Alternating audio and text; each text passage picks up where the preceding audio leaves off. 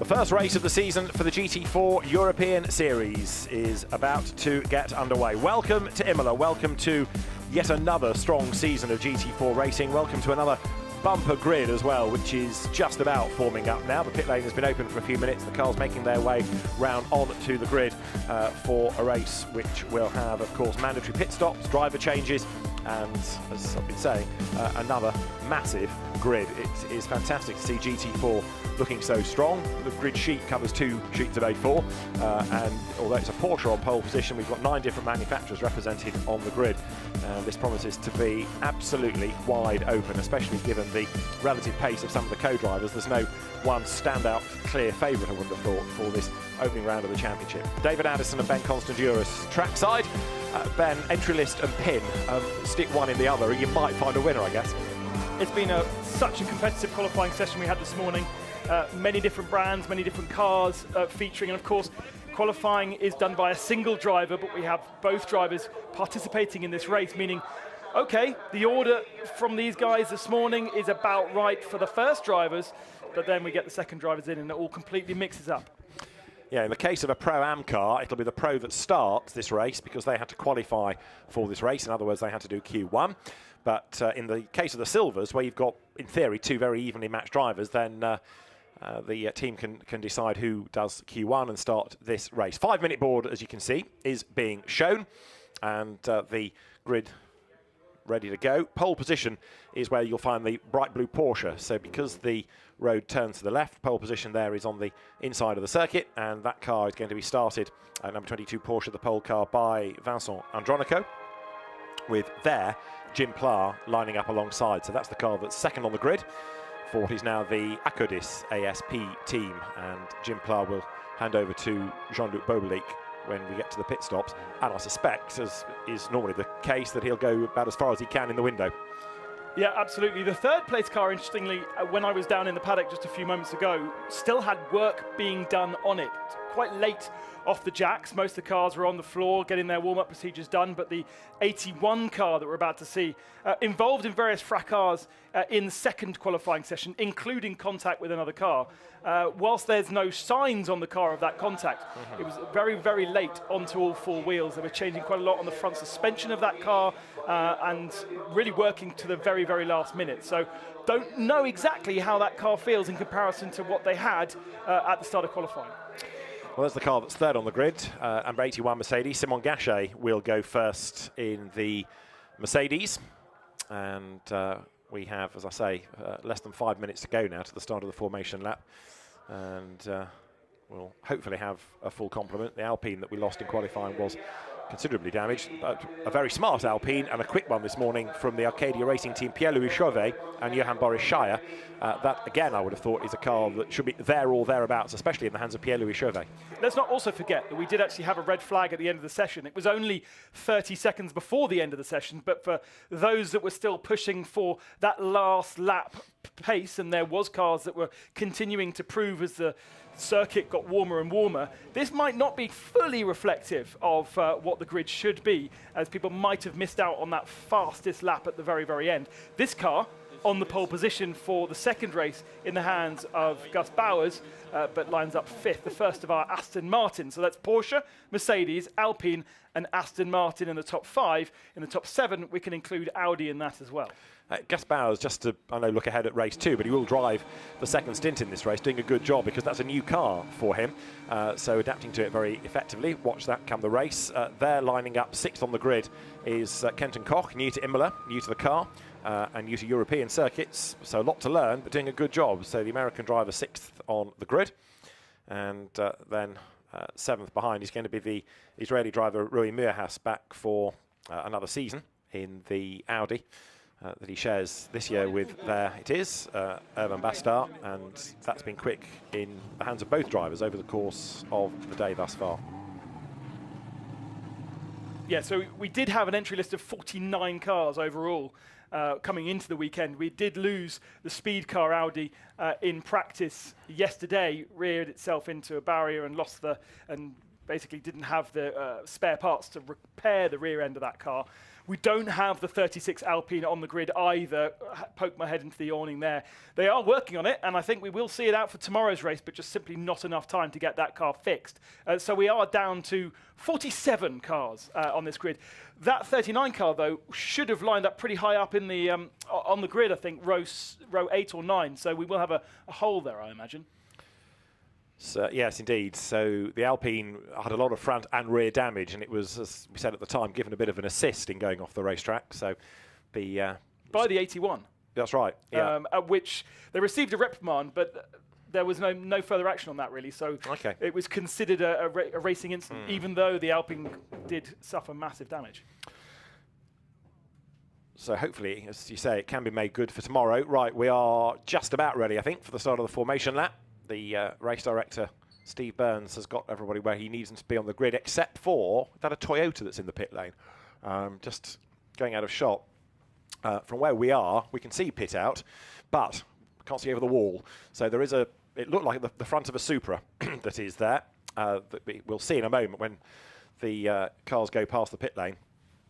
But I would imagine it's the CMR Toyota that is stuck in the pits, and therefore potentially the car of Romain Monti and Antoine Potti that is going to be out of sequence. Right, so are we good to go? Yes, we are. Away goes the leading car, and the green flag is now waved.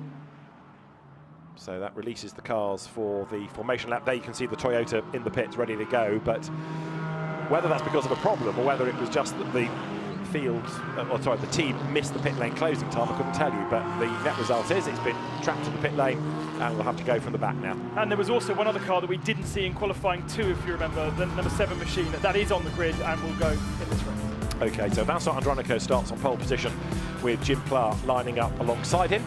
The Porsche and Mercedes lock out row 1 of the grid. Simon Gachet starts 3rd, and Pierre-Louis Chauvet lines up alongside. So it's Mercedes and Alpine on the 2nd row of the grid. Constantin Lachenauer and Kenton Koch start on the 3rd row of the grid, and then row 4 lining up behind them.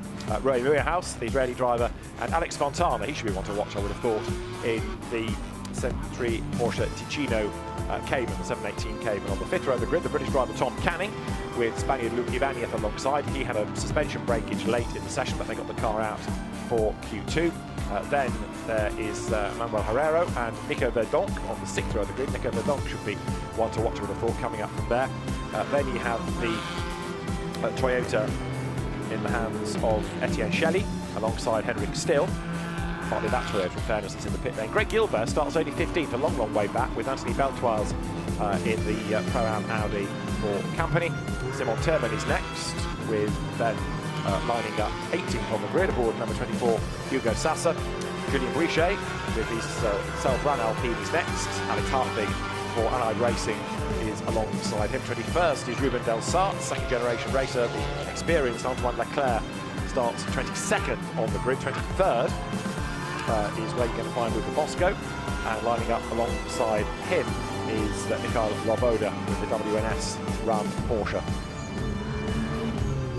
25th, Adam Carroll, definitely one to watch, the A1GP champion, experienced GT2 racer, DTM racer, now GT racer. Hugo Conde lines up alongside ahead of Markus Lundstras, and then the Turkish driver Berke Bessler with the Borusan Automotive Motorsport BMW M4.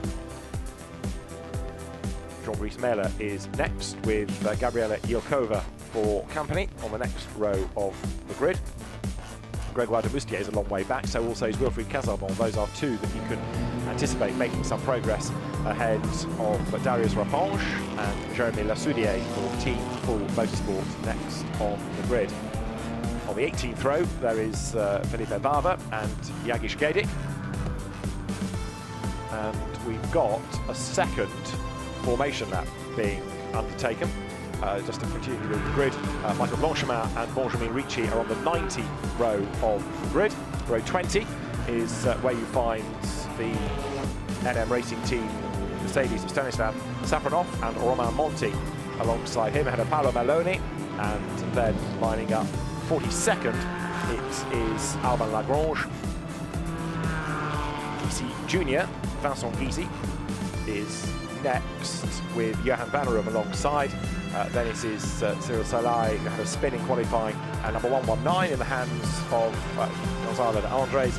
Then Pascal Gibon and number 63, which is driven by Thomas Martinez. And that is the grid. I questioned the start driver of the Gysi car. We were told it was going to be Christian, but it's now saying Vincent Gysi, so question mark over that. But other than the Toyota still stuck in the pit lane, I think we are just about set, ready for our first GT4 European Series race. Just 2 Toyotas this year from CMR.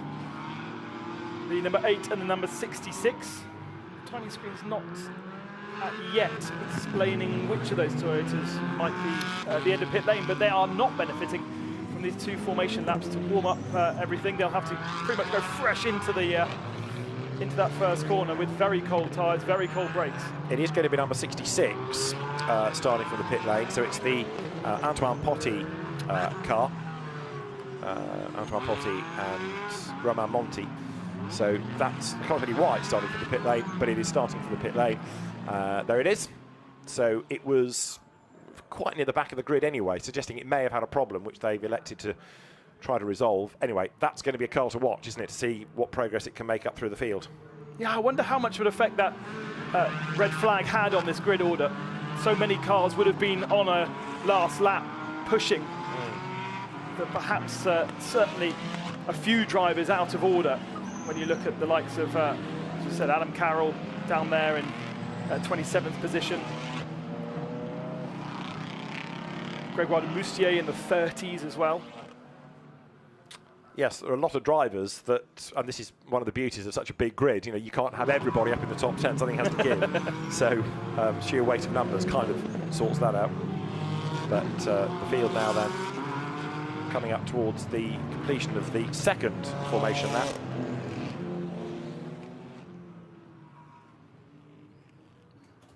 Right, now they get themselves in formation. Very, very busy going into Tamburello for the first time. Yes, indeed.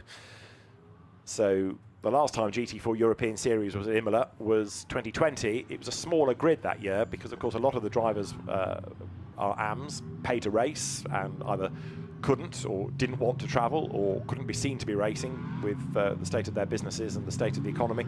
So it was a smaller, a quieter year in 2020, but 2022, look at the size of it, the cars streaming through, and it's going to take a long time to get the race underway, really, because it'll take a fair while to get 24 rows of cars over the timing line. But we're about to go racing then, the first round of the 2022 GT4 European Series. The cars accelerate up then towards the timing line on pole position. Vincent Andronico in the Porsche. He's got Jim Plower alongside him, who we know is a live wire. The lights are red. The race director, the English official, Steve Burns, ready to give the command to get the race underway. His deputy, Joel Doval, on the gantry. The lights go green then. The race gets underway. A good getaway is made by Plower, but is it good enough to get ahead of Andronico as they go up towards Tamburello? He's on the outside line. It's going to be a very crowded house indeed. Andronico in the Porsche just about staves off Jim Plower to the inside line. Tries to go Simon Gachet. He bounces over the curb, but he can't get by.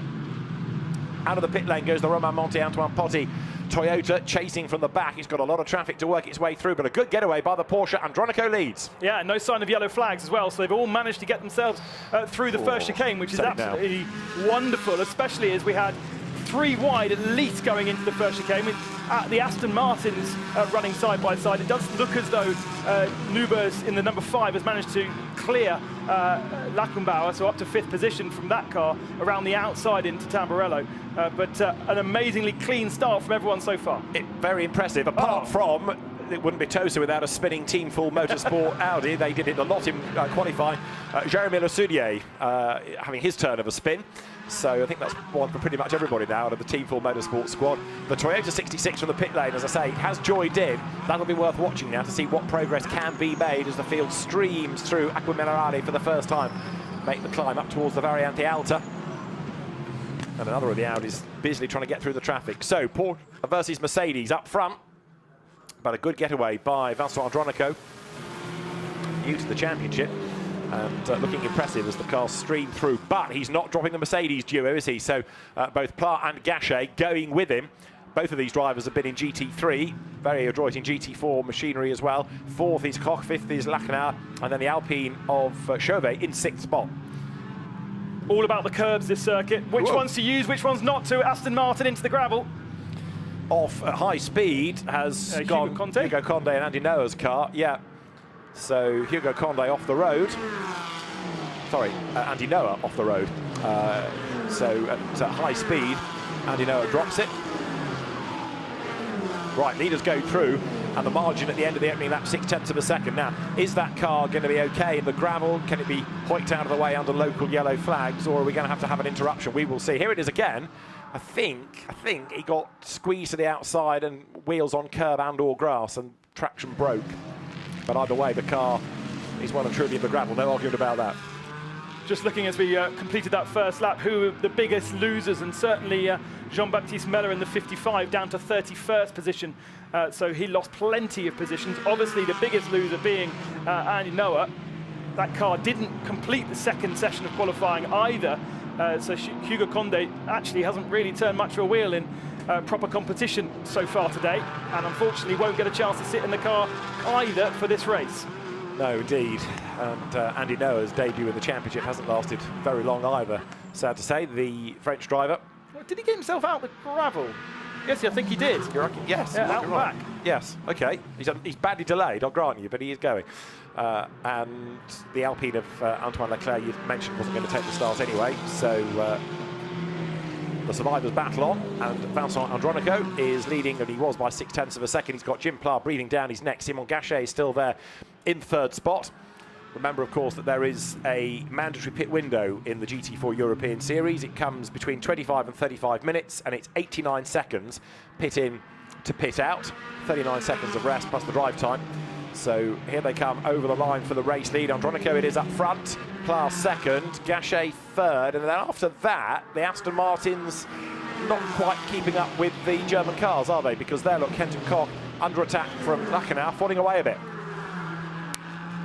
Get the feeling this is the kind of circuit, great racing between the two of them, round the outside goes Lachenauer and takes the position. But if you wanted to come from America to Europe, this is the kind of circuit that would bed you well into the European style of circuit, because it's a bit American in the way that it's still rough and ready. You've got lots of grass everywhere, but it's very Formula One-esque as well in terms of the surface, and it's not too bumpy as a racetrack. So Koch down from 4th to 5th, and the lead Aston Martin now in the hands of Lachenauer. But that squabbling has dropped them off the Mercedes. Exactly right. So they're having their own private battle, but it allows Andronico and then Pla and Gachet, the top 3, to break away, with then in 6th spot behind the 2 Astons, Pierre-Louis Chauvet trying to join in. In 7th place is Luc Ibanez. There he is, number 15, so the Spanish driver on the back of the Alpine. So you've got another 4-way fight going on here, haven't you? 4th, 5th, 6th, 7th, they're all together. But as Ben rightly says, the leading 3 getting away now with the first 5 minutes done. Know which curbs to use and which curbs to stay off. That's one of the key things around here. Those curbs on the left-hand side on the exit of Variante Alta, already claiming 1 Mercedes, just a touch over the rear right on those curbs, and breaks the suspension on that. We saw down at Aqua Minerale another curb strike breaking the suspension on another Mercedes in qualifying. But then there are other parts of the circuit, like here, that don't have those big sausage curbs, and therefore you can use them. It's basically flat concrete, and so knowing where that you can get all 4 wheels off or where you can't is key to a really fast lap time around here. So the race leaders go by, and 0.6 of a second the margin. Now, who's done the fastest lap of the race? It is Simon Gachet last time through, as he tries to get back onto terms with Jim Pla. Breathe in, very nearly getting squeezed towards the grass there was Greg Gilbert, number 42 Audi, but Tom Canning in the Aston Martin ahead of him fends him off. Number 7 has just rejoined after a pit stop, incidentally, so Andy Noah brought the car in, all the gravel's come out of the bottom of it, now it's gone back out again. So big frustration, but at least they get the mileage, they get the track time in now. What progress of 66 Toyota as well, because that car from the pits is not really making progress at all. It's struggling. It's in 46th place. It's only just gone through, and it's quite a long way off the back of the train, isn't it? Like 7 seconds away from the next car. So get the feeling that all is still not well for Romain Monti in that car. I mean, the last lap pace was okay. It was best lap at 1:54.1, so that's okay. Not the pace that we see at the front of the field, which is in the 50s, but the pace around him. But obviously, when you leave after the last car, there's always going to be that acceleration zone that you're also losing out to. So 7 to 10 seconds is probably just that. Yeah, maybe. But equally, all is not well. The fact that it was so far back on the grid, because that was the car that was fighting for the championship last year, Antoine Potti and Stéphane Lemeray, the drivers. So you get the feeling that there's something not quite right. Anyway, there's what a healthy Supra can do. So number 8, which is Etienne Shelley, that's 12 overall. That's going a bit better than the sister car, and he's not given up yet because he's all over the back of Henrik still like a cheap suit here. So there's another place to be gained by Shelley before the stops. And just to add insult to injury, Hugo Condé now, have they done a driver change already? No, I think what happens is that when the cars serve a pit stop, the timing system thinks that they've done the pit stop, they must have done a driver change. So what's happened is that Andy Noah's name has been replaced in number 7 by Hugo Condé, but I think that's a bit previous that. So Andy Noah going through into the pits and getting investigated for speeding in the pit lane, which is effectively you've been speeding in the pit lane, isn't it? Whenever there's an investigation, we've seen the Italians here very active with their speed gun. Plenty of penalties already being given out in qualifying and in practice sessions.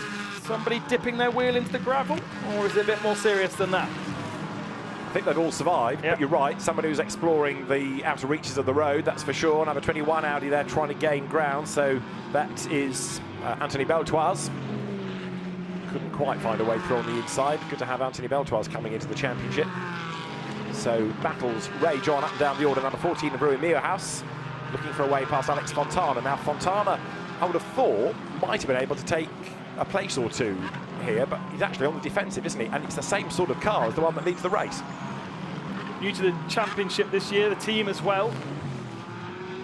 But taking that step from, I don't know what it's like taking the step from a GT3 car to a GT4. More power, but more downforce in GT3. These cars a little bit more on their toes, narrower wheels as well. I was just thinking, as you were saying that, is that partly why he's not making the places? Because he's still trying to get his brain around a GT car that doesn't have the speed, doesn't have the aero of what he's been used to for the last 2 or 3 seasons. People like Jim Pla, who would do a GT3 and a GT4 race over the weekend, become real masters of it, and he was oh so easy, it seemed, for him to adapt from one to the other. We have the team manager now of number 7 to race control, so it's been in the gravel, looked out for speeding. Now the team manager is about to make some new friends amongst the stewards. Peter Roberts, the chairman of the stewards of the GT4 Championship, will welcome him into the room and say, this is what's going on now, this is what you've done. And the rest of the field come pouring over the line. We have had quite a bit going on in the first, what do we have, 10 minutes, if that, as there, Beltoise versus Etienne Shelley, change of place for 12. And now with a bit of breathing space for Beltoise, he can get his head down and get a few laps in clean rather than staring at the back of that Toyota. Oh, a bit of a slide from the racing spirit of Le Mans. Second Aston Martin, there's 2 of those cars. That's the 19 machine of Tom Cunning. Under huge pressure from the Audi behind. Absolutely right. So once more, out of Tosa they turn, make the climb up the hill. And Greg Gilvan, number 42 Audi, Pro-Am champion last year, looks for a way now to try to get past Tom Canning, who is also a champion. He's been a GT4 champ within British GT. And the Aston Martin down towards Acqua Minerale. Greg Gilbert right there behind him, closing right up, and then the grunt of the Aston might drag it away up the hill. I do get the feeling that Audi's kind of pushing him around the circuit at the moment. So close, but yet to find any space to actually get past.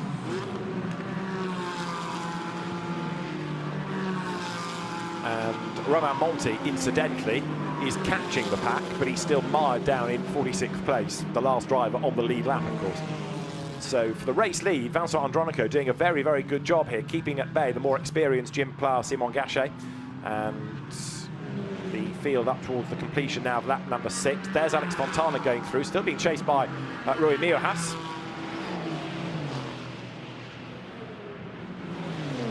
So Miohaus goes through, but the Porsche just being able to fend off the Santa Lock Audi, as there, challenge made against the Alpine, so that is Pierre-Louis Chauvet versus Kenton Koch, and Koch goes back ahead of him. So the Alpine had got through, ran wide, and now Kenton Koch asserts himself and takes the place back once again. Konstantin Lachenauer, in the meantime, has done the fastest lap of the race, and he's getting away in fourth.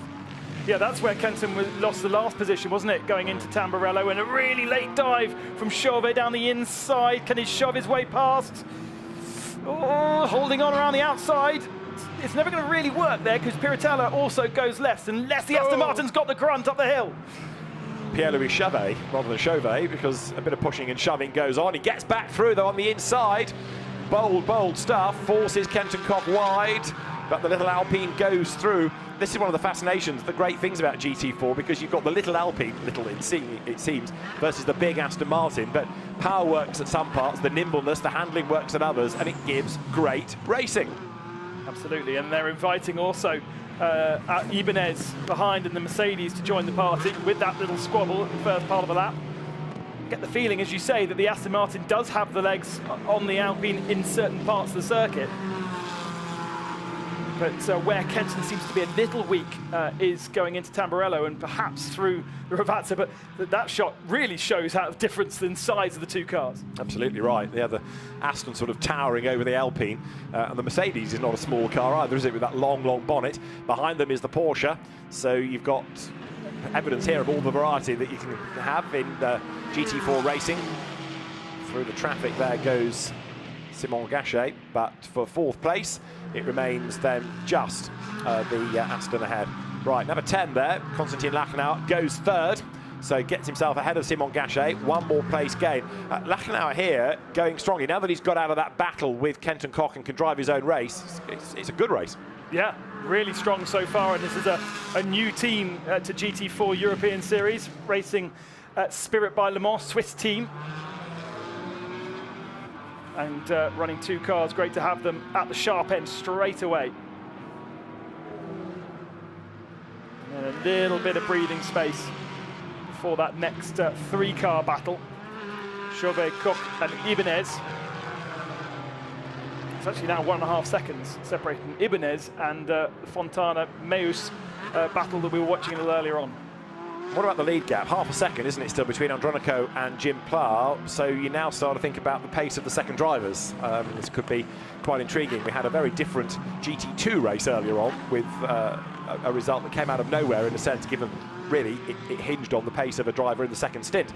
It could well be the same again here. The cars up near the front fall, cars lower down the order rise, depending on who is behind the wheel.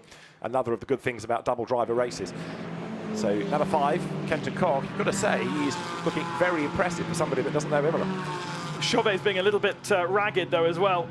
Down in Aqua Minerale, totally missing the apex that last time through, rear end stepping out, almost drifting through the turn, which gave the Aston Martin a little bit of an opportunity to have a look, but not quite close enough. And also not a great place to try and overtake into the chicane up there, especially with all the very damaging curves if you get it wrong. Right, leaders go by. 0.498 of a second between Andronico and Pla. So Jim Pla will give way to Jean-Luc Bobelic and Andronico to Andreas Mael. And there, diving up the inside, Ibanez gets himself up ahead of Kenton Koch and into the top 6. But in terms of those two leading cars, I reckon that Mael's probably quicker than Bobelic. Now, Ibanez, having gone through, he's not necessarily going to have an easy ride of this. Kenton Koch wants the position back. Can't quite do it though. Yeah, weird that the Aston Martin is at that point of the circuit struggling. Every single time Kenton's lost a position, it's been into the Tamburello, whereas the rest of the lap seems good for him. He seems to be really good around the back end of the circuit, the more fiddly parts of the track, but where you would think perhaps grunt would work for him, it doesn't seem to be so good. And maybe it's the braking zone, maybe just not quite got the braking zone into Tamburello and giving a little bit of an opportunity for others. Just amazing. The cars just keep on coming through the shot.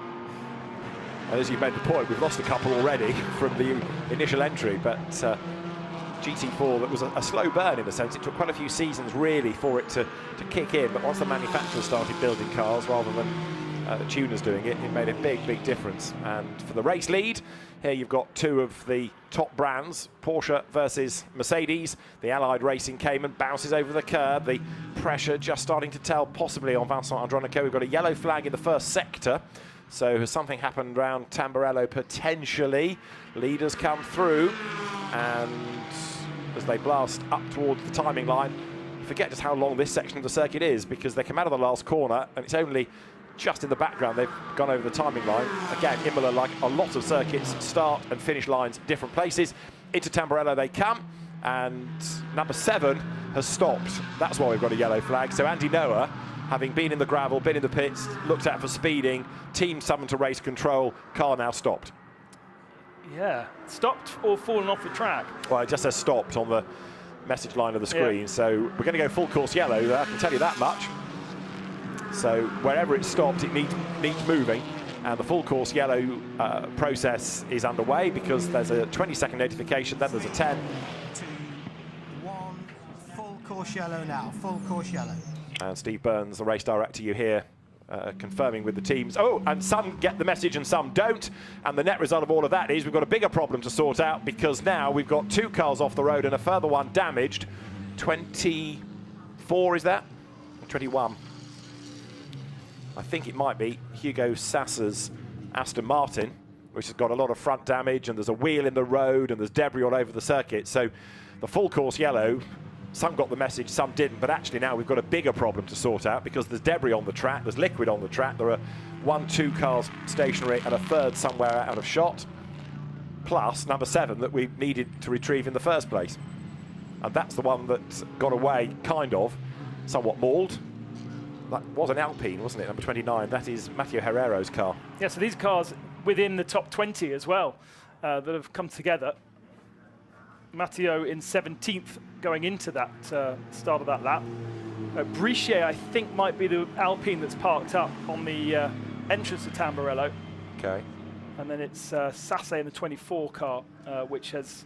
Well, I thought it was his wheel that was missing, but it's not the left front. No. That's a Porsche in the background as well, isn't it? Wasn't the Allied Yes, it's Hartvig, yeah. So let's try and piece it all together. So the full course yellow board's come out, and that's the first one to go. So that was 51 Mercedes.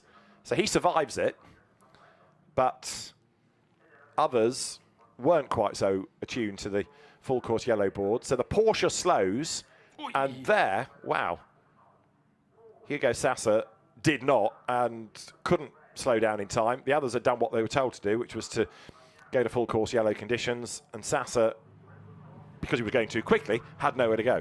Still can't work out where their wheel came from. Which car's owning that wheel? Is it not his front right? Front right, okay. Possibly. Yeah. Let's have another look. It might just be the tyre off the carcass, I suppose, the tyre off the wheel. Let's have another look. So, have a look. Sasser slow back. Yeah. So he's clipped the rear of the Porsche. Yeah, because it acts as the ramp, and that takes the wheel off. So yes, it's the right front that's gone on the Aston. Wow. Right. Well, what might have been a brief full course yellow period now might take some time because of that incident. Which was the Cayman? You told me, didn't you, a moment ago? You said it was such and such a car. Yeah, Hartvig, the 44. Thank you. Yes, Alexander Hartvig's car. Yes. So that was 16th, 17th, and 18th going in onto the lap, who have now been eliminated. Right. And the initial reason for this was to get number 7 Aston Martin out of the way. We've not yet found number 7 Aston Martin. However, we've accounted for a lot more. Who was at the wheel of 51, which was the other errant car? That was Philip Varver, the NM Racing Team Mercedes that we saw in replay, getting all sideways. Now, like all good safety car periods, this is likely to take you into the pit stop window. Yes. Which is never popular with race control. And therefore it could well be that the pit window is delayed just whilst the incident is sorted. Because on the one hand, if you do have a pit window during a safety car period, it creates an awful lot of confusion. And even if everybody came in at the same time, it would then be chaos in the pit lane because there just wouldn't be enough room.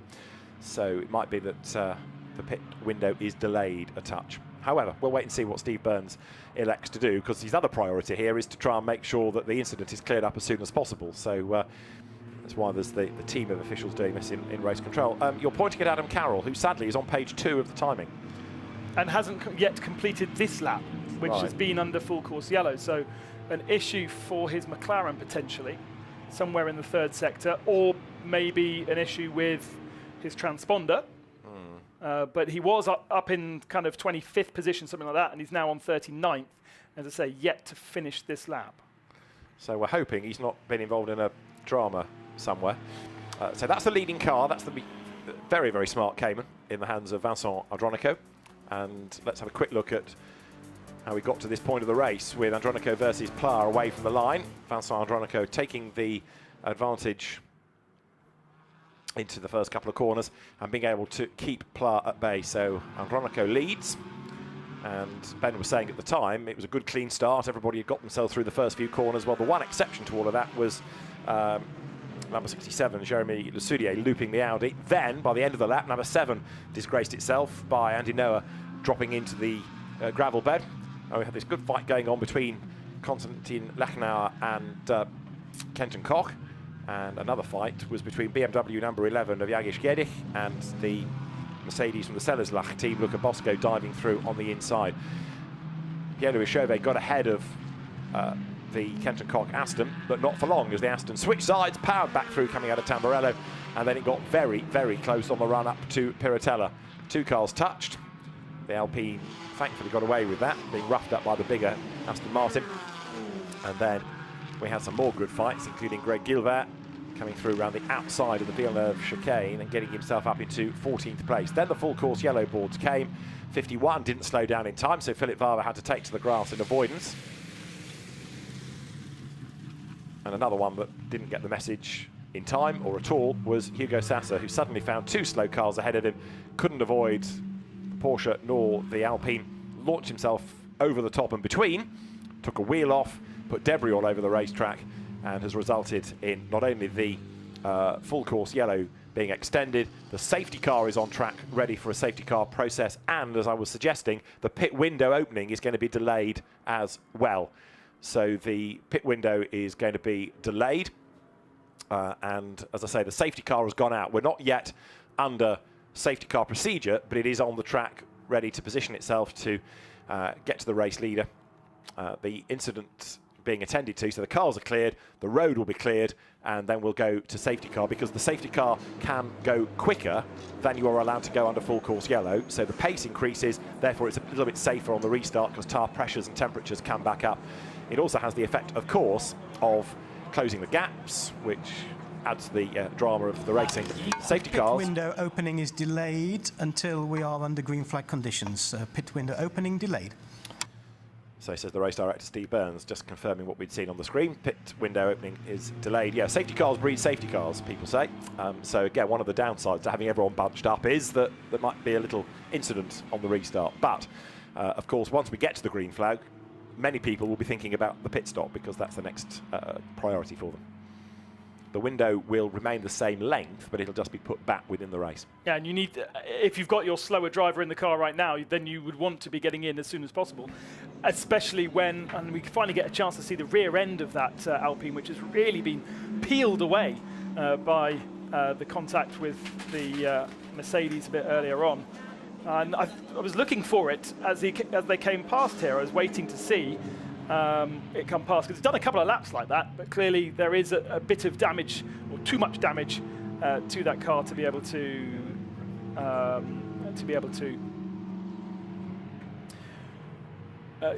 continue the race, which is a shame, because it had absolutely nothing to do with that accident. It did what it needed to do. Matteo Herrero slowed when he needed to slow, and was assaulted from behind. Indeed so. And the incident, you won't be surprised to learn, Ben, is under investigation. Yes, but there was also an investigation for a Turn 5 incident. I don't know whether that was in reference to the Mercedes that came off the track on its own accord, having not spotted the full course yellow, or something that we haven't seen. But right. They are investigating Turn 2, which is this one, and Turn 5.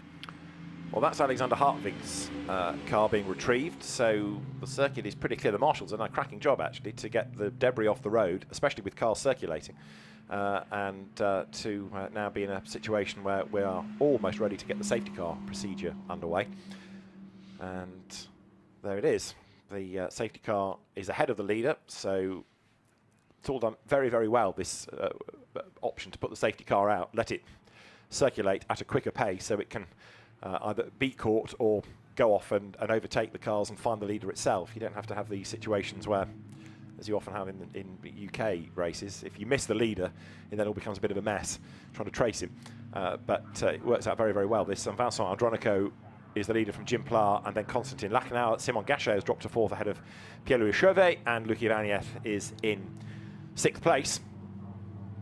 The Toyota of Romain Monti, after its pit lane start, at least now can catch up to people, but its pace has still not looked stellar. So I'm still convinced that all is not quite right for the Supra, which is a real shame. Right, safety car comes to the line. Now, we are still shown as being under a full course yellow. So that when the lights go on top of the safety car, then we'll go to the safety car procedure, which means that people can speed up, the gaps will come down, and then we'll know how many laps roughly we are going to be behind that safety car. Might be a couple while they get back up to temperature. And how does that situation occur when we have a full course yellow situation? I imagine the drivers are plumbed directly to race control, therefore they get that message about the full course yellow starting, or does it need to be relayed through a team and therefore there's a human error in that? Certainly in various circuit racing championships, you have the ability to hear race control, so race control talking to the drivers, and then it's down to the drivers to make sure they're actually responding and hearing those messages. I think it does go direct to the drivers. Yeah. Yes, you're right. I mean, there is the receiver system, isn't there, that some championships use, so officials can talk to drivers. You can't talk back to the official, obviously, but you can get the instructions. So it comes... And also they have an automatic inboard flag system on the cars as well, where they can see They certainly do in GT3 this year, the onboard marshalling display. Not sure about GT4. There's the battered Porsche being retrieved.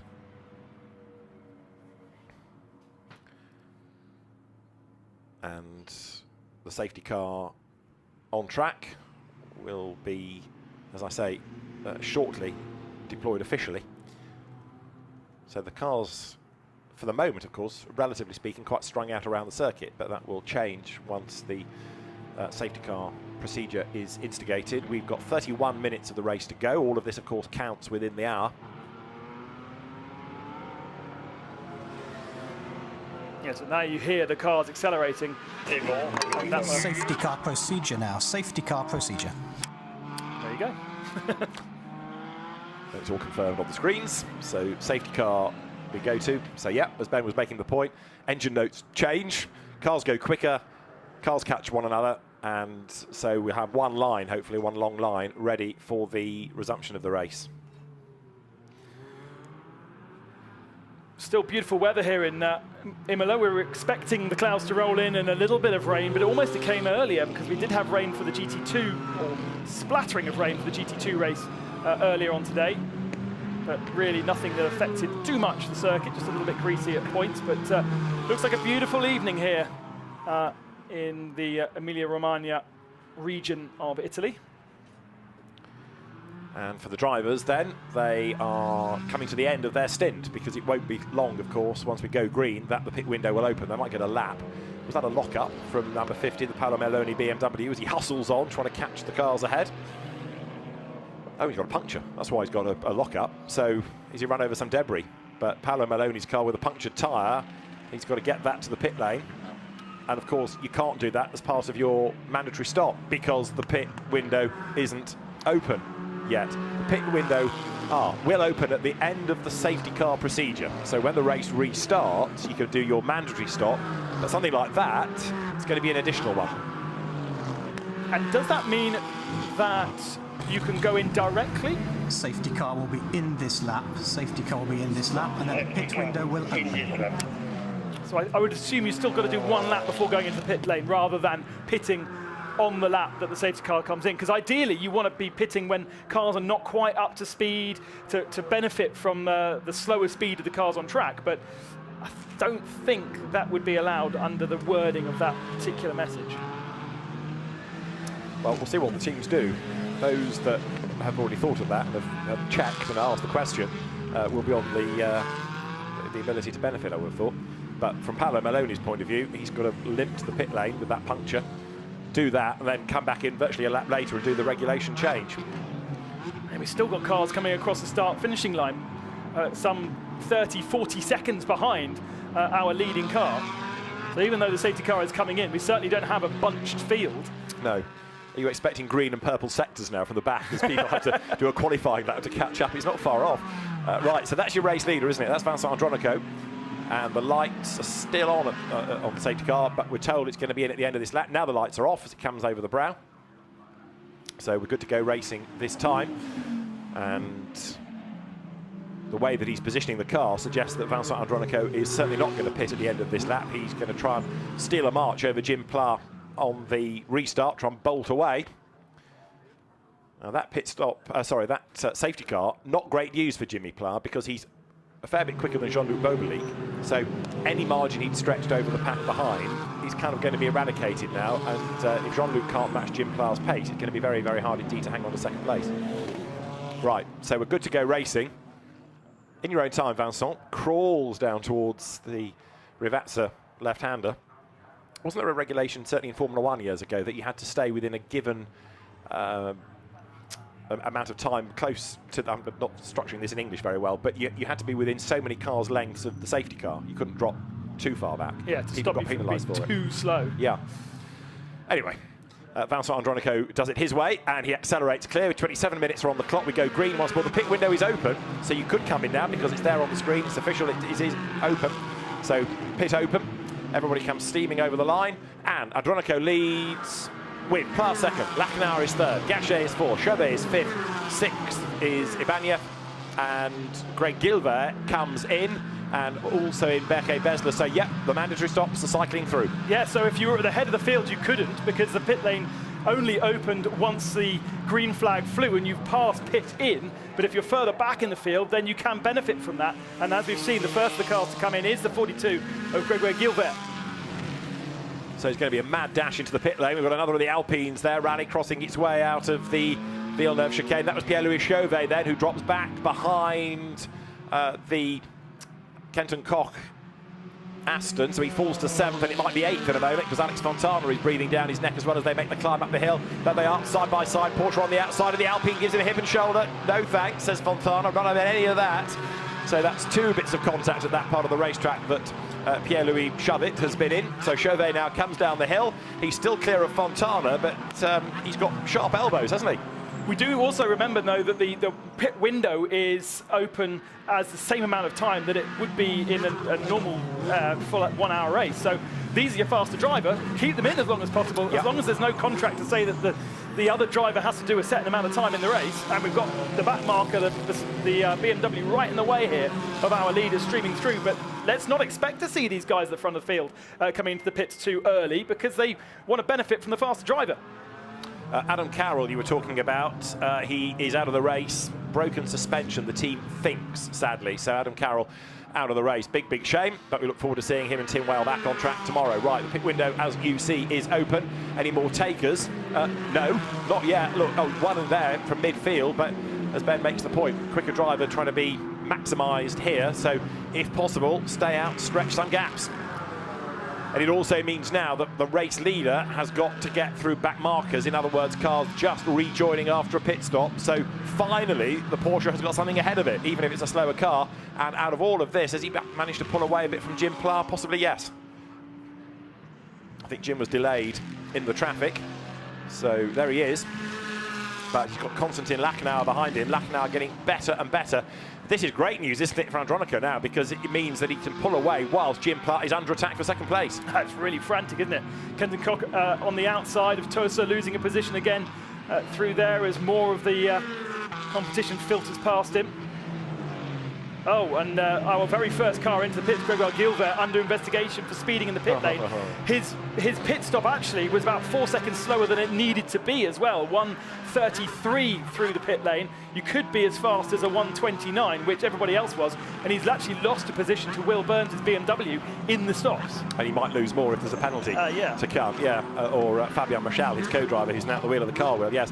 Right, so this is for now second place, Jim Pla versus Konstantin Lachenauer. The leader has got a back marker between him and the opposition anyway, and he's pulling away.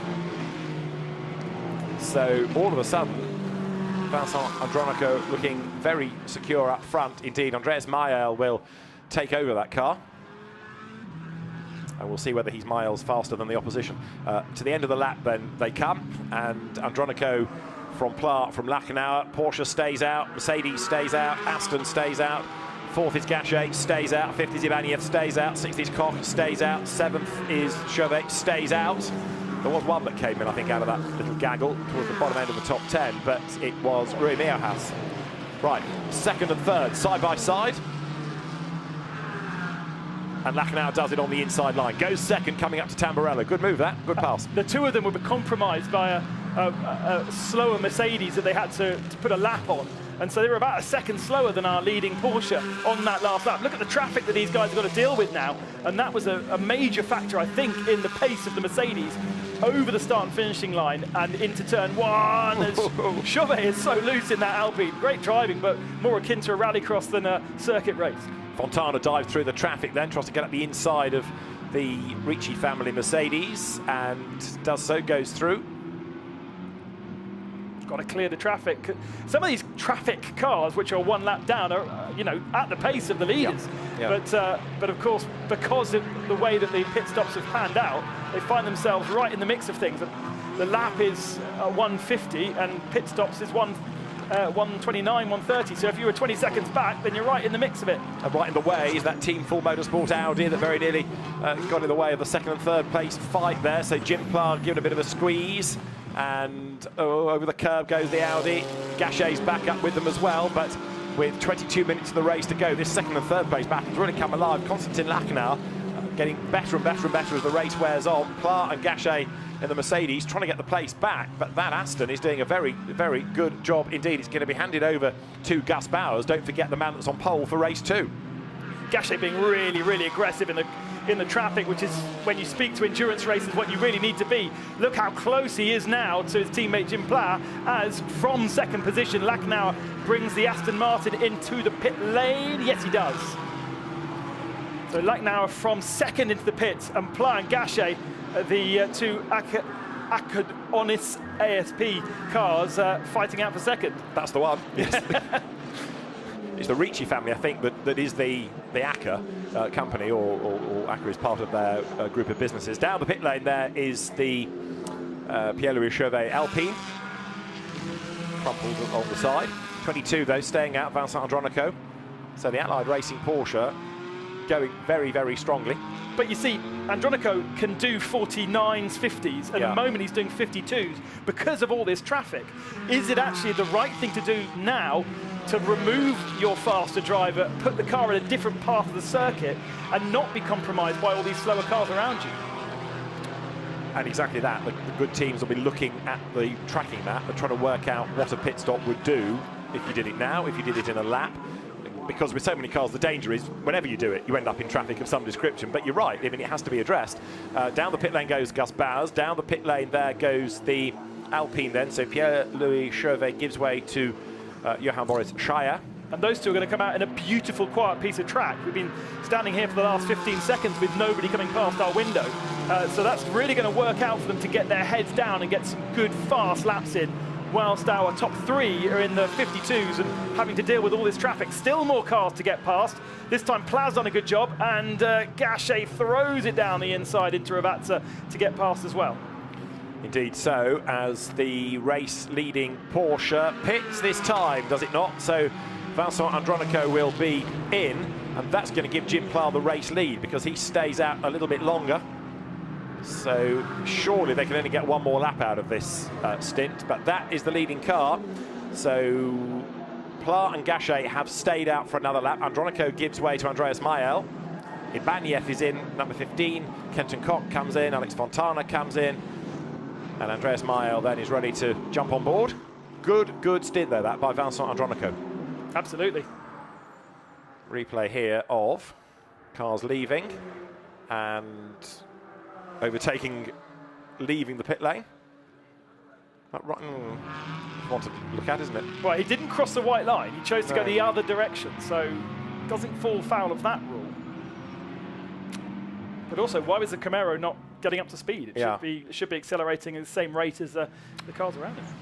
The flash of the light suggested that it had a problem, didn't it? So he was perhaps struggling with something. Anyway, the leading car is there and waved away. Here comes the number 10 machine that pitted a couple of laps before, and as we suspected, in a beautiful, clear track, how much of an advantage you're going to gain. It was a great first stint. Now it's Nico Verdon, completely different car. Now it's Gus Bowers aboard that car, who's got pole position for the second race, out of the pits. Still well ahead, actually. You've got to build up to speed, but still with a decent advantage. Gus Bowers' pit stop was good. It was the right amount of time. It wasn't slow.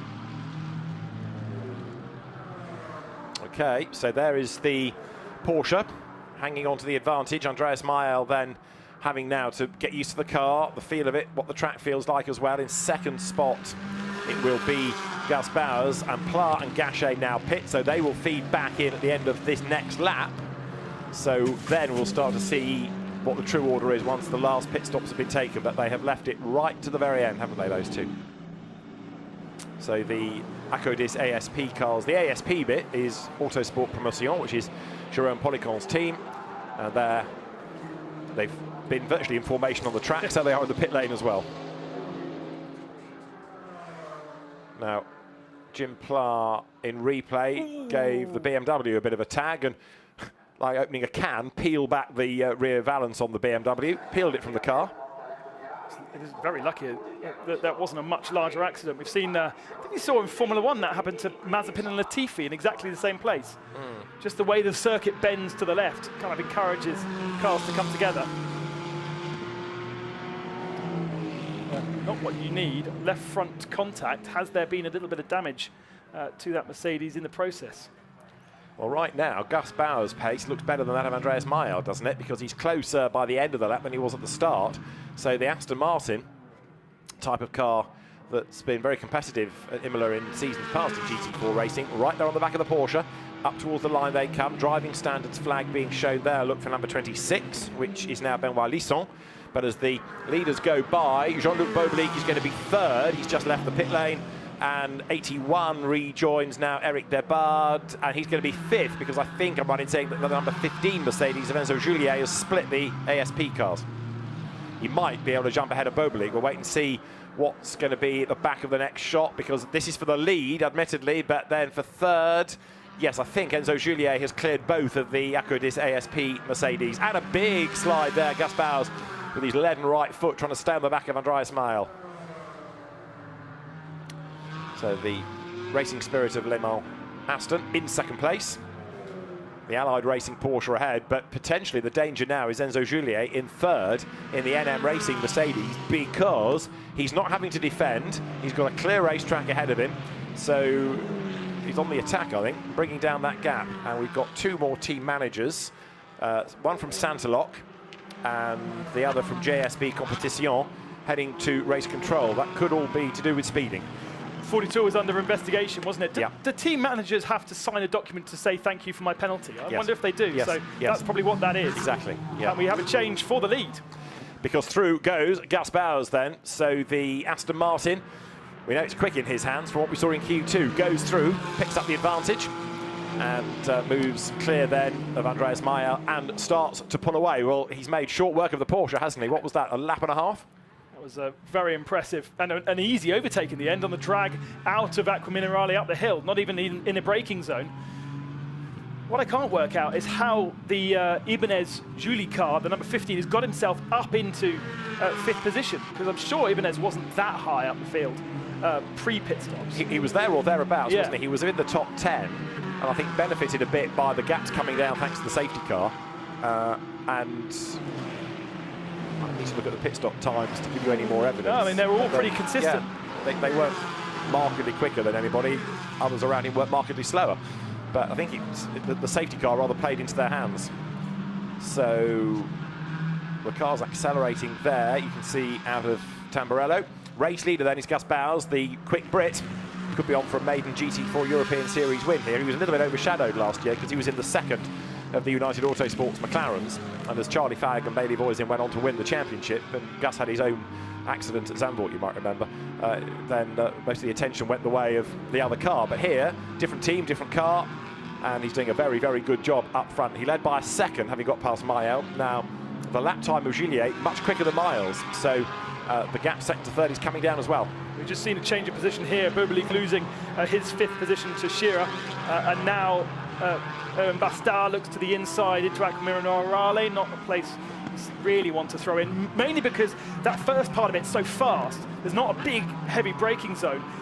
The braking zone's really into the second part, and so that's really why you don't get the opportunity to dive down the inside. 4, 3, 2, 1. Full course yellow now. Full course yellow.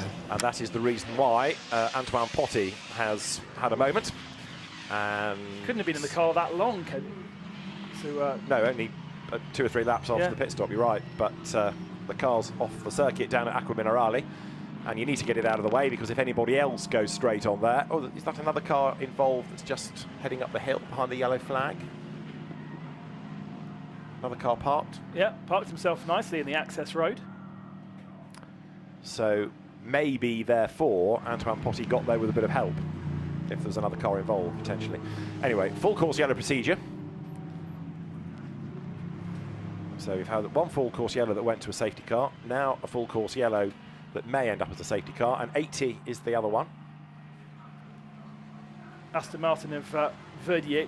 Tom Verdier, yeah. Was 19th. So unless that was lapping going on. Yeah, because Potty was 41st on lap down, yeah. Which kind of makes sense. Yeah, if the Aston got into the back of the Toyota and sort of knocked it forwards towards the gravel, conceivable, isn't it? So with 12 minutes to go, we're back under full course yellow. The Aston really just needs to roll back down the hill, doesn't it, to be safe behind the wall there. But the Toyota Supra also needs removing. So Gus Bowers, having just got himself into the lead of the race, might lose the time if we get a safety car to restart things. Mael, though, is really on the back foot now, because he's got Juliet, then Timon Nabours, Johan Boris Shire, Jean-Luc Boberlik and Erwin Bastard all tucked up behind him there. 8th is Ivan Jacoma. Right, this might explain something. So that's number 80 with a problem, running wide at Piratella. Is that a breakage or a puncture? Breakage. Look, the left front's left front. Not turning. So maybe a curb strike has damaged something in the suspension, and then he, as he turned in, felt it go. Hence why you can't roll down the hill. Yeah, true enough. But that also means they're independent of one another, the Toyota and that. So 2 more cars stationary. And, of course, the clock's ticking on down now to the end of the race, which is just over 10 minutes away. It's been another good race, though. I mean, I know we've had these interruptions, but we've never been short of battles to look at, have we? No, well, and we've got so many cars. It's quite. And there's not really enough track for them all, to be honest. They're spread out around the whole of the circuit. Always someone to squabble with.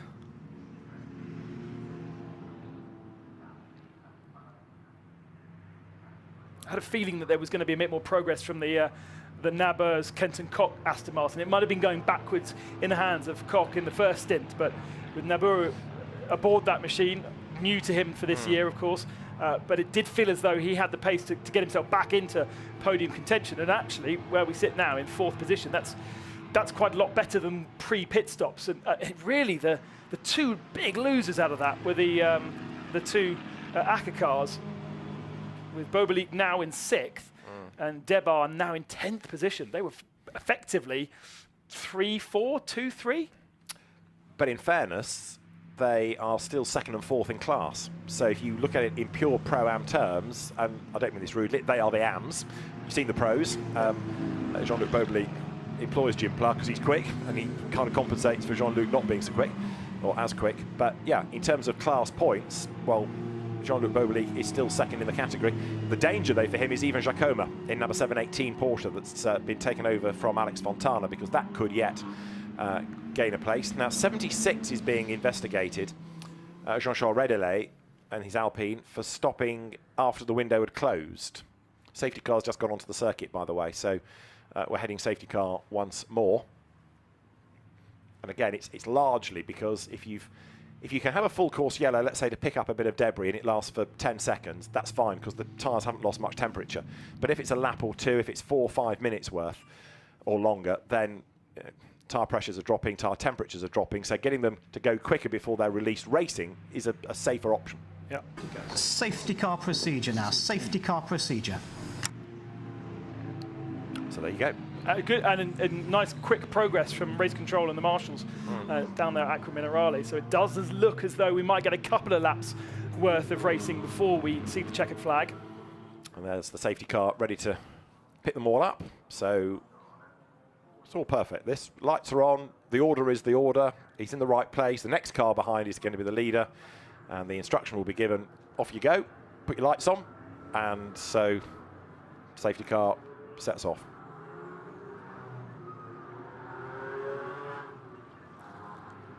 Audi safety cars have a team of mechanics and logistics guys that work on those cars and have done since 10, 12 years, since they were safety cars in other series as well.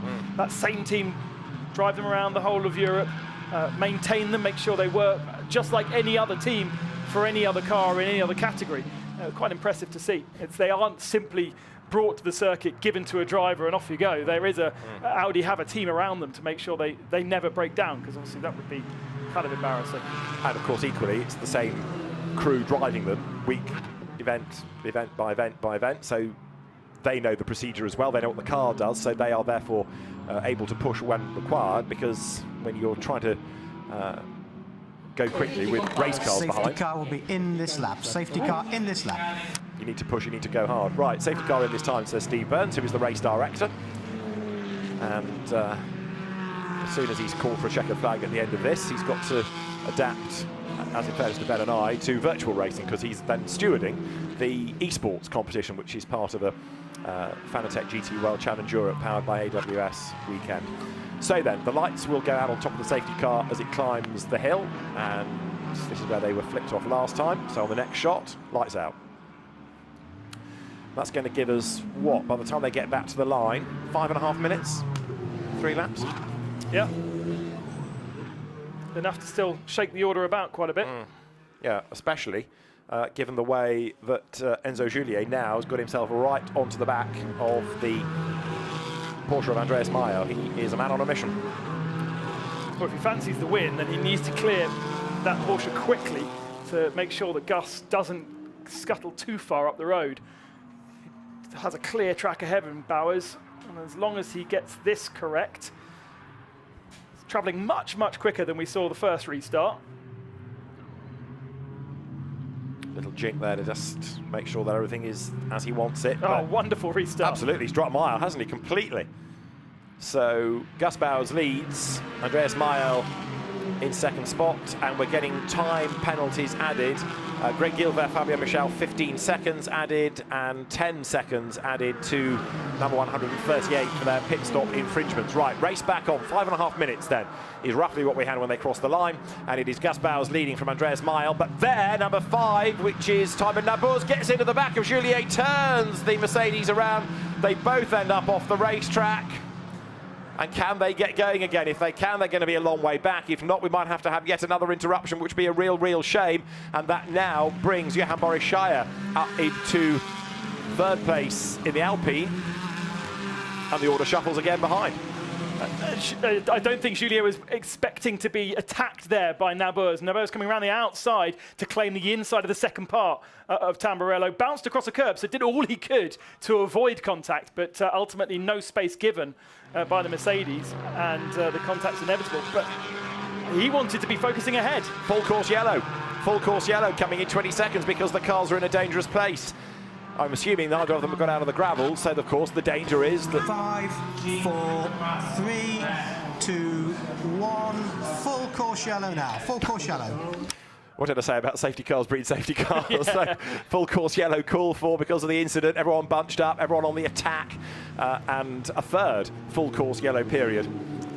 So the race may end up with another safety car. It may be that we don't have time. At least they've had plenty of practice. I think they've got a Mercedes there that might have had contact with somebody crawling along with a flappy front bumper. But after, they've had a discussion. Yes. And you know what? They're both in the right. And as the full course yellow was called for, again, one or two drivers responding quicker than others. So a bit of, oh yes, more debris there, a bit of contact. Yes, that's that Mercedes, white front and green rear. Yes, that explains what you were looking at, yes. 15th position. No, it's not 15th position. It was 15th position. You know that team of mechanics you were talking about that looked after the Audi safety cars? Do they also have fuel? Because it might have been used quite a lot by the end of this race, the safety car, if we end up with it for a third time. Plus, of course, the laps it does as the leading car. So, to the line they come, but another full course yellow lap potentially will take us to the end of the race, I think, here, wouldn't it? That's a shame. I was looking forward to a last lap blast. That Mercedes, by the way, is Robert Haub, who is the bronze driver in the number 4 Drago Racing team. He might get away with the car staying like that to the end of the race, as long as it doesn't overheat. And of course, it has a chance of doing that if you end up with either a slow speed and or all in a long queue with the safety car being deployed subsequently and you can't get much cool air in. Yeah. I think this is going to take us to the checker flag, I'm afraid. So, the car's out of the way? No. There's only one snatch vehicle, isn't there? So, the car of Timon Nabour's, great shame that after the effort of Kenton Koch earlier on. That still needs retrieval, so I have a feeling that it could be the checker flag at the end of this lap.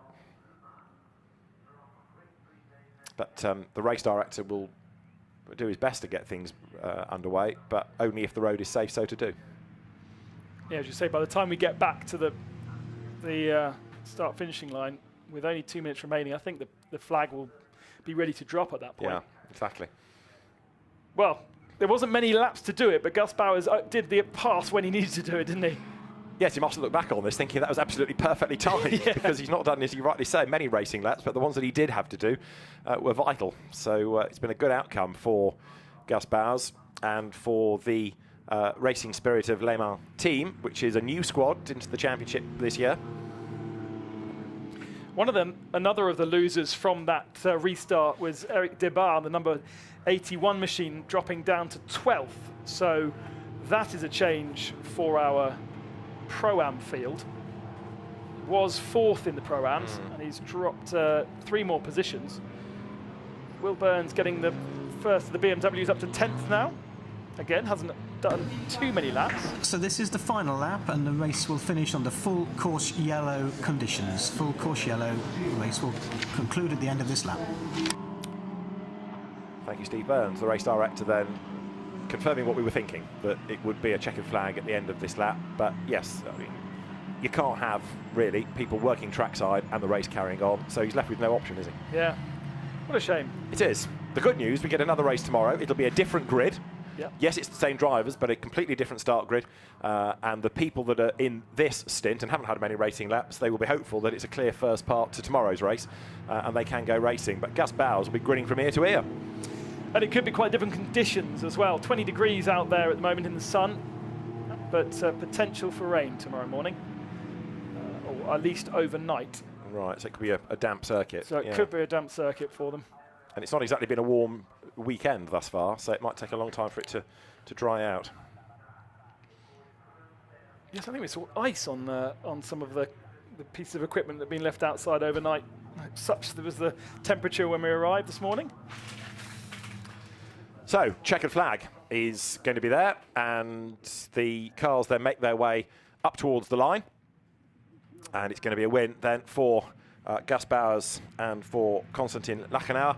Their first outright victory in the GT4 European Series. It's the first time they've raced as a partnership, and it's been a very successful start to said partnership. So over the timing line then comes Gus Bowers with Andreas Mayel in second spot. And then for third, it's going to be Johan Boris Scheier with the checkered flag shown. So yes, it's a shame, as we've been saying, that it ends this way, but the race officials not left with a huge amount of options given the incident after the second safety car restart.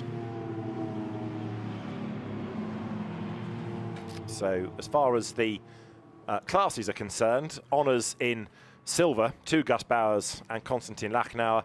Second of the silvers, third overall, Johan Boris Scheier and Pierre-Louis Chauvet. And then third of the silvers, Roy Meerhouse and Erwin Bastard. In the Pro-Am competition, Andreas Mayel and Vincent Andronico, the winners. Second, Jean-Luc Bobelic and Jim Pla, and third, Ivan Jacoma and Alex Fontana. And in the AMS, Christophe Amon and Michel Blanchemin, the winners, from number 37, which is a long way down in comparison, of Mikhail Loboda and Andrei Solokovtsev, and third in the class, 89, Wilfried Casabon and Julien Lambert. So that's the order of the top three in the classes. So we've got a few more being looked at for their safety car and full course yellow procedures. We have got the drivers that were done for speeding in the pit lane earlier also now being given time penalties. So the confirmed order we may not get until tomorrow at this rate, or until much, much later once the stewards have deliberated. But it is a win for Gus Bowers and Konstantin Lachnauer as the cars make their way then round to the pit lane. Andreas Mayel and Vincent Andronico second overall, but class winners. And then for third place, Johan Boris Scheier and Pierre-Louis Chauvet in the energetically driven Alpine that seemed to be involved in a fair few scrapes over the course of the race, but got to the end, and thanks to other incidents ahead of it, with a good result in the end. So the cars come back to the Parc Fermé area, and then to the podium. And Gus Bowers' winning margin, such as it is, 1.4 seconds, but doesn't really tell the whole story, especially given that we were under full course yellow at the end of the race. But a win is a win is a win, and that car starts on pole position by its qualifying time, not by the race win for tomorrow. So the provisional results: Konstantin Lachnauer and Gus Bowers, the winners for the first time, from Vincent Andronico and Andreas Mayel. Pierre-Louis Chauvet and Johan Boris Scheier third, for Jim Pla and Jean-Luc Bobelic. Fifth, Roy Meerhuis and Owen Bastard, and Alex Fontana and Ivan Jacoma in sixth place. Seventh to Tom Canning and Akhil Ravindra. Eighth, Henrik Stiller and Max Kronenberg. Ninth to Etienne Shelley and Corentin Suron and Becky Besler. Will Burns, the British driver, last year's British GT4 champion, running out the top 10. Simon Gachet and Eric Debar dropping away from the top three where they ran early on, when Simon Gachet was in the car to finish in 11th place. I've got a couple with time penalties to be applied, but if you have a look at the next wave of cars, 16th, Nico Verdon and Rodri Guillon, his protégé. Dante Raponge, quite a long way down the order, in 19th in the Chevrolet. Wilfried Casabon improving up to 22nd towards the end. Jagish Gedik with ex-Formula 3 race Jason Sahichi in 23rd. And with a time penalty, so Greg Gilbert and Fabio Michel fall to 25th, way down in Pro-Am. So the winning cars arrive, and in the middle of all of that is the British driver Gus Bowers. So, as I said, he was a bit overshadowed last year, but a great drive. Konstantin Lachnauer is there to embrace his new co-driver, and a great result. Konstantin Lachnauer did an excellent job in his stint to get the car into contention. It was a good pit stop and some bold driving on the part of Gus Bowers to ultimately put the car into the lead of the race. And as we were making the point, there weren't very many racing laps, so it was a very well-timed execution of the move.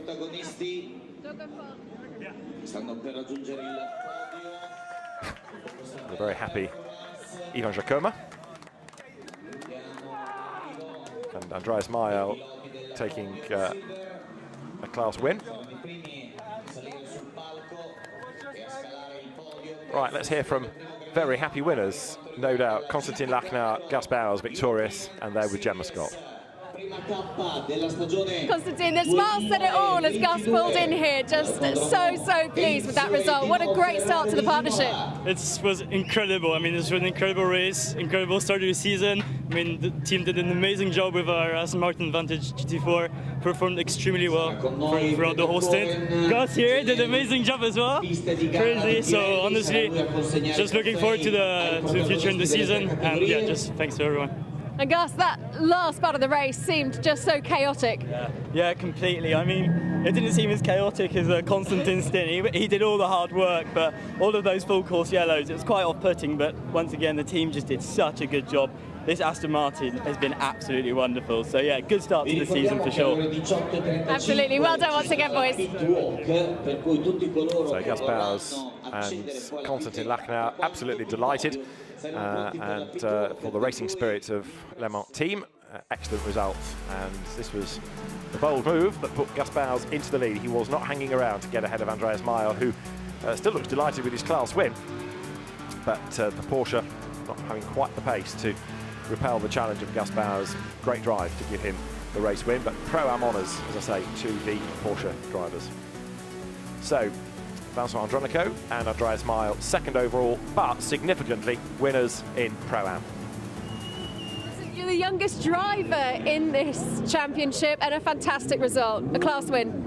Yeah, sure. Really amazing job now from the team. Also a good experience now gained for the first race. I mean, it's amazing. Scoring pole position and then just leading half of the race from my side. So I'm happy. Well done. And Andres drafted in at the last moment to co-drive. Yeah, it was amazing. So I had the call on Wednesday morning. Andy, you can come, and I said yes, why not? Let's see, I can organize everything, and then now I'm here, and I'm super happy to drive with this super fast guy. So it was great. A good pairing. We'll see you back together again soon. Well done. Thank you. So good combination, and Vincent Andronico almost looking a little bit overwhelmed by dominating his stint, leading all the way, and then by winning his class second overall. So a great job done as the drivers now head to the podium.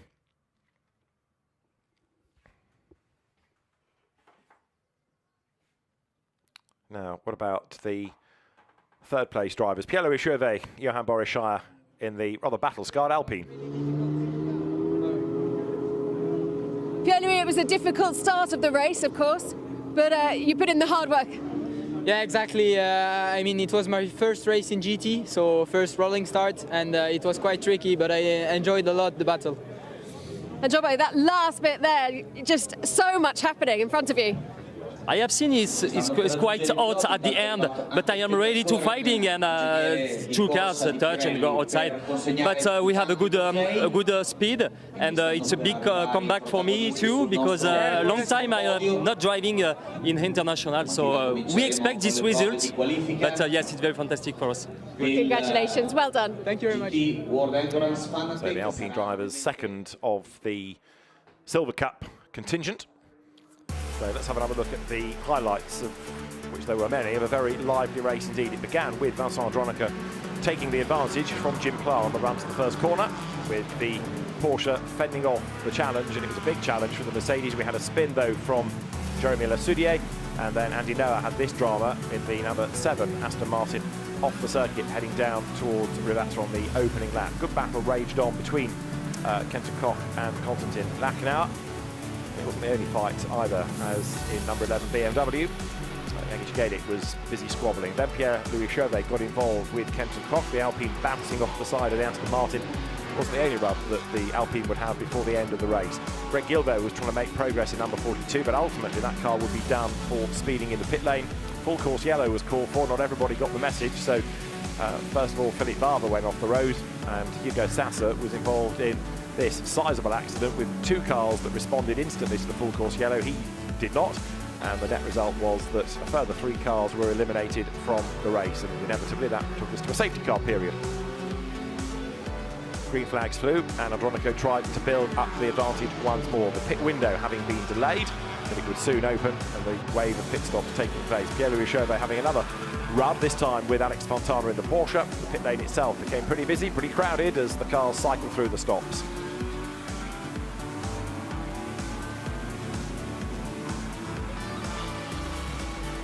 Great fight raged on there between Jim Pla and Konstantin Lachner. Eventually, Aston Martin moving through, and then Pla got involved with the BMW of the Borusan Automotive team, peeled the rear of the car away from it, as into the lead went Gus Bowers, moving ahead of Andreas Meyer, who had taken over the car that had led the first stint of the race. And that move from Bowers was well timed, because we wouldn't have many more racing laps left. This incident doing for number 5 of Timon Nabours and Enzo Juliet, and it meant that under a full course yellow procedure, the race would finish with Gus Bowers and Konstantin Lachner taking a maiden win in GT4 European Series. So the drivers then for the podium, get ready. And so Erwin Bastard and Rui Mejohas step forward, first of all, for third in the silvers. Second of the Silver Cup drivers there, Jobo, Johan Boris Scheier, and with him is Pierre-Louis Chauvet. And then the silver category winners, and indeed the overall winners, Gus Bowers and Konstantin Lachner for the Racing Spirited Le Mans Aston Martin team.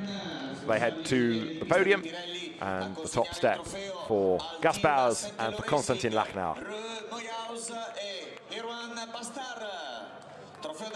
So they're the trophies for the third place drivers from the Santalot Racing squad. The trophies for the floppy-haired Erwin Bastard and Rui Mejohas for second place, Pierre-Louis Chauvet, who certainly was feisty in the Alpine, and Johan Boris Scheier. And there for the race winners of the trophies for Konstantin Lachner and for Gus Bowers.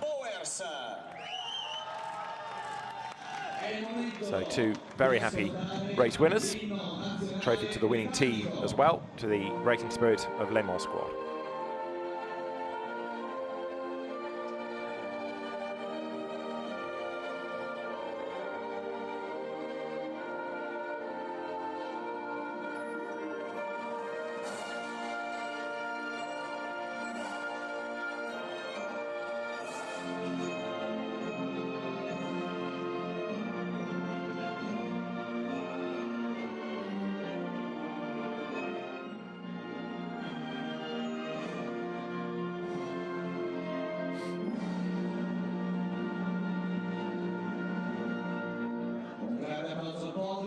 So for the Racing Spirit of Le Mans team, the national anthem played. They have the trophies already, and so now they pose for the photographs and huddle together on the top step. Johan Boris Scheier returning to international racing and being very happy, and so now the champagne is there, but they're being a bit reluctant. We'll get there in the end. So the winning car today, thanks to the efforts of Gus Bowers in qualifying, is going to start on pole position tomorrow. They're out of practice with this champagne. Rui Mejohas is getting a right old soaking if he's not careful, because only now does the cork come out of the bottle. Right, that is the silver podium done. And so next for the podium will be Pro-Am, which was won by Andreas Meyer and Vincent Andronico. Final few photographs to be done first.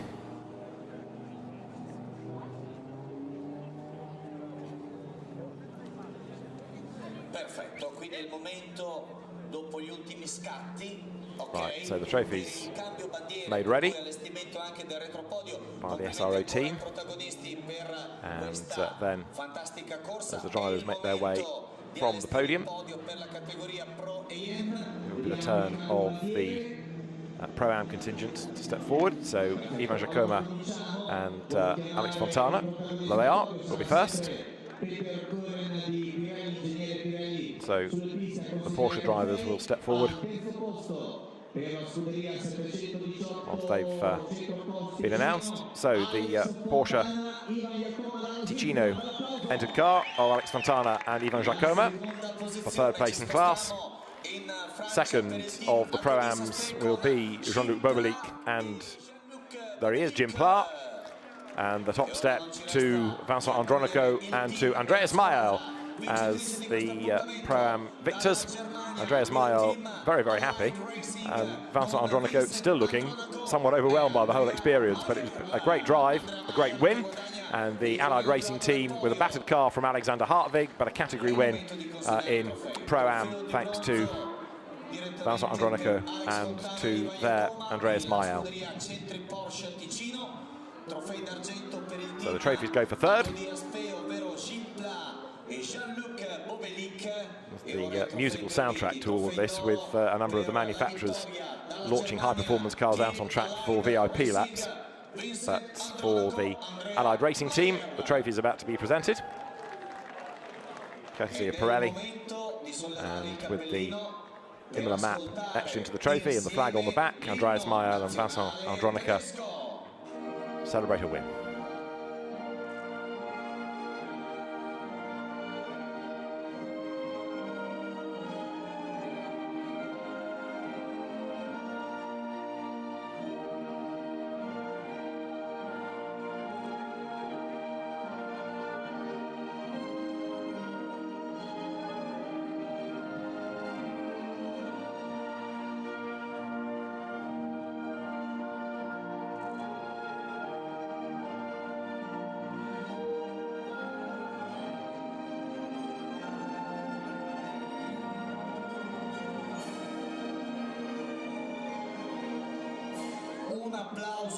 So for Andreas Mayol and Vincent Andronico, for Allied Racing, the national anthem is played as the Pro-Am winners.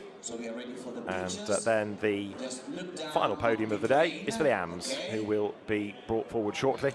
But the final group photographs, and of course inevitably there's some champagne to spray as well. So Alex Fontana, who sadly we don't see on World Challenge Europe grids this weekend, but we do have him in GT4, is there as a third place finisher. So Porsche's 1-3, Mercedes in the middle, and the champagne not sprayed. Vincent Andronico, you could argue he's too young to drink it, but equally drivers would rather keep that or maybe give it to the team.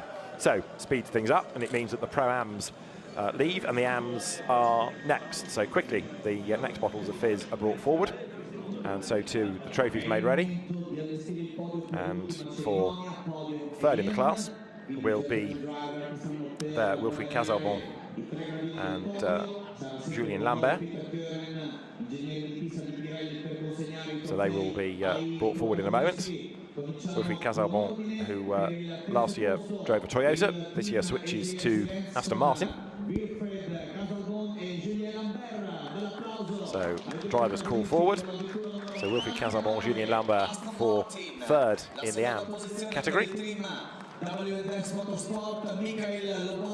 Then for second of the AMs, for W&S Motorsport, Mikhail Loboda and Andrei Solokovtsev.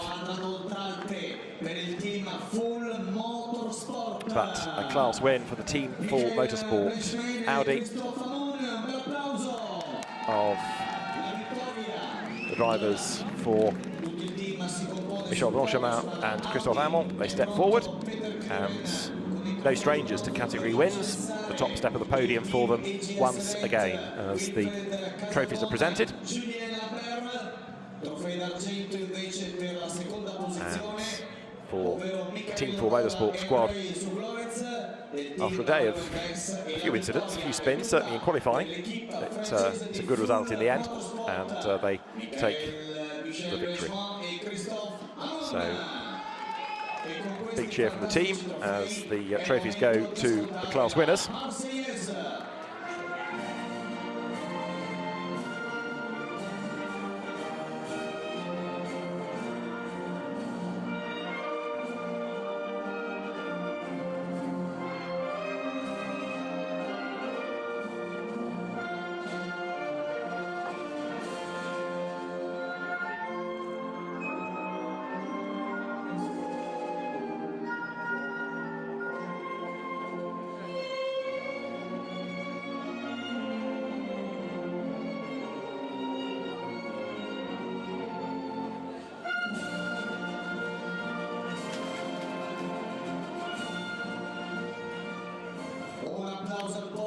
So the winners, Christophe Amont and Michael Blanchemin, celebrate success, and they all get together for the photographs then. The GT4 European Series has a second race, of course, this weekend. That will be tomorrow, and it could be that it's a very different look once we get to the podium at the end of the second hour of competition of the weekend. And after a race full of incident, then the teams have got quite a bit of work to do, some more than others, on some rather battered cars at the end of the second race of the weekend. So, for Gus Bowers and Konstantin Lachnauer, a great race and a great win, and there's more to look forward to tomorrow. We'll see you for race 2. From Ben Constantiouris and David Addison, goodbye from Imola.